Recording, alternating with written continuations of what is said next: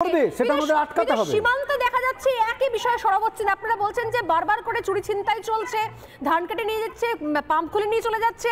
এবার বিএসএফ শেষ পর্যন্ত কাটাতারটা দিচ্ছে, আমরা এটাকে সাপোর্ট করছি, কিন্তু তার রেজাল্ট কি দেখছেন? কিভাবে কোথাও উত্তপ্ত হচ্ছে এই এরা যদি একটু জাস্ট ভাবুন, সীমান্তে আপনারা যে ছবিটা দেখছেন, এরা যদি দেশের ভেতর ঢুকে এসেছে যেরকম রোহিঙ্গারা কলকাতার ভেতরে ঢুকে এসেছে এবং তারা আধার কার্ড ভোটার আইডি কার্ড করে নিয়েছে, তারা কি কি কাজ করতে পারে? তারা তো চলে গেছে মুম্বাই গিয়ে ট্রেন ধরে, সাইফ আলী খানের বাড়িতে চলে গিয়ে সাইফ আলী খানকে চাকু মেরে দিয়েছে। আমরা তাহলে কোন ভয়ের পরিবেশের মধ্যে রয়েছে? আমাদের সঙ্গে কি হতে পারে যে কোনো মুহূর্তে? কি পরিস্থিতি সেখানকার?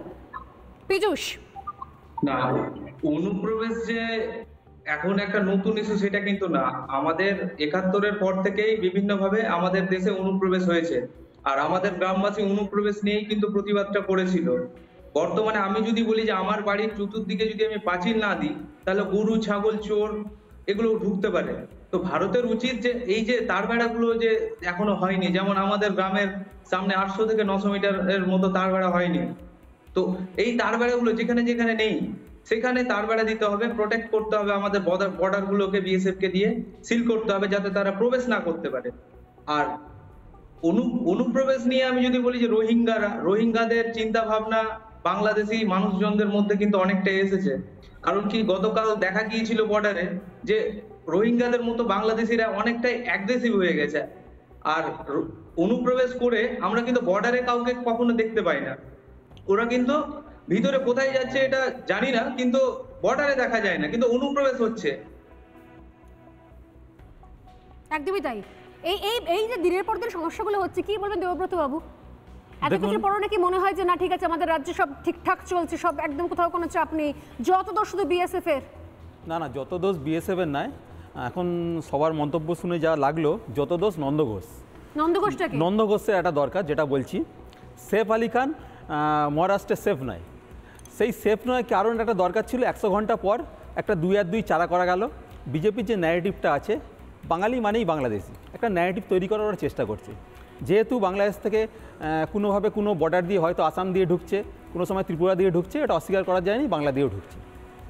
এখন এখানে দেশ ৭৫ বছর স্বাধীন হয়ে গেছে, সেখানে ৫৫ বছর রাজত্ব করলো কংগ্রেস, ভালো কথা। এক দফায় বিজেপি রাজত্ব করলো ১ বছর, তারপর ৫ বছর, তারপর ওই ১০ বছর, ১১ বছর, ওই ১৬-১৭ বছর তারা এই বর্ডারে বেড়া দিতে পারলো না। মমতা ব্যানার্জি প্রধানমন্ত্রী নয়, একটা রাজ্যের অঙ্গরাজ্যের মুখ্যমন্ত্রী। দোষ কার? নন্দ ঘোষের। তোমরা কেন বেড়া দিলে না ভাই? তার জবাব তোমাদেরই দিতে হবে, তোমরা পারবে না। সুখদেবপুর মালদা বেড়া দিতে গেল বিজেপি সরকার, মানে নরেন্দ্র মোদীর সরকার। সেখানে বাধা কারা দিল?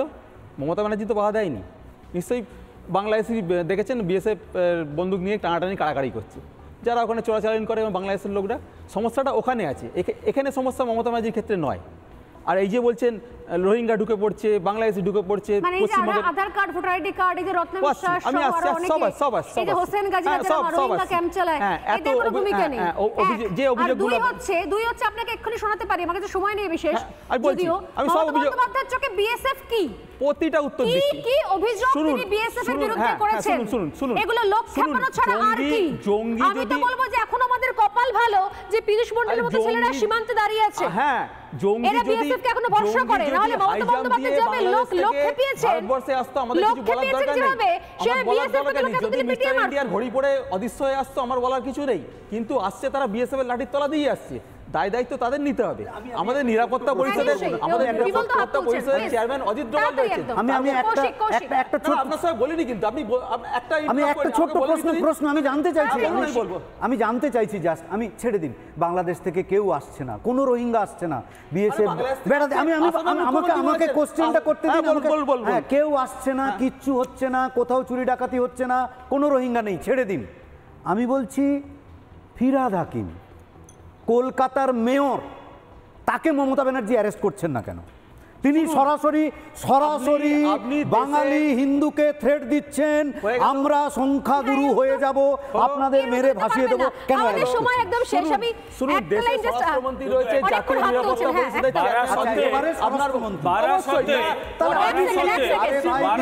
যদি বাংলা চালাবে, স্বরাষ্ট্রমন্ত্রী যদি বাংলা ছেড়ে দিন। বাংলাদেশ থেকে যারা এসেছো তারা উচিত নিজের বাড়িতে গিয়ে বলা। রত্না বিশ্বাসটাকে বিজেপি করে না, উত্তর নেই। আমি বললাম না যে সমস্যা আমাদের ভেতরে, আমাদের ঘর শত্রু ডিভিশন। বাইরে থেকে বসে লোকে কথা বলবেন, দীপাঞ্জন তারা বলবেন যে অন্যান্য রাজ্যে লোকে বাংলা ভাষায় কথা শুনলে একদম শেষ, বাংলা ভাষায় কথা বললে লোকে সন্দেহ করবে এবার। কিন্তু আমাদের কিছু করার নেই, আমাদের ঘরে শত্রু বিভীষণ রয়েছে। মমতা বন্দ্যোপাধ্যায় রাজ্যে বসে তিনি এগুলোকে আটকাচ্ছেন, আমাদের আর কিছু করার নেই। আমাদের ভবিতব্য কি সেটা আমাদেরকে ঠিক করতে হবে।